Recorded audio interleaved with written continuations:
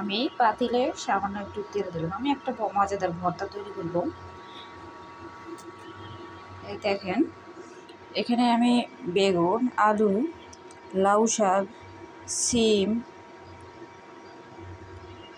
মরিচ, রসুন, হলুদ গুঁড়া, স্বাদমতো লবণ, জিরা গুঁড়া, পেঁয়াজের পরিমাণে একটা, কাঁচামরিচ আমি আস্ত দিয়েছি, রসুন আস্ত দিবেন। বিশেষ করে রসুন আর কাঁচামরিচের পরিমাণটা একটু বেশি দিলেই ভালো লাগে। সাথে অ্যাড করব ধনিয়া পাতা। তা আমি তেলটা সামান্য পরিমাণ তেল দিয়ে ঢেলে দিলাম সবজিটার সাথে আরেকটা বিশেষ জিনিস, যেটা হলো রংপুরের ভর্তা। মূলত এই ভর্তাটা করা হয় রংপুর এলাকায়। এখানে কিছু পরিমাণ শুটকি নিয়েছি, শুটকিটার সাথে অ্যাড করে দিব।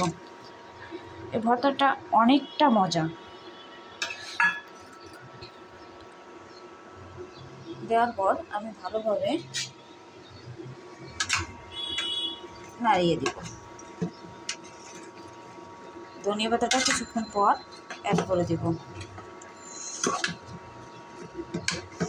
কিন্তু এই ভর্তাটার একটাই শর্ত হলো, আমরা এটাকে বেশি সিদ্ধ করে ফেলবো না, কম সিদ্ধ করে ফেলবো না। মোটামুটি সিদ্ধ হবে এবং সেই পানিটা শুকায় যাওয়া পর্যন্ত ওয়েট করব। ভর্তাটা অনেক টেস্ট, আপনারা খেয়ে দেখতে পারেন। যে একবার খাবে, আশা করি সে দ্বিতীয়বারও খেতে যাবে।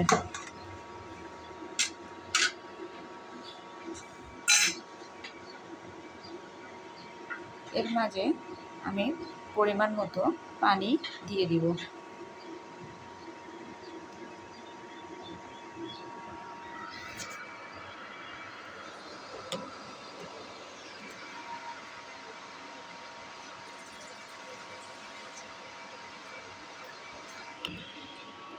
দেখেন, আমি পানি দিচ্ছি সামান্য পরিমাণ, যাতে সেদ্ধ হওয়া পর্যন্ত।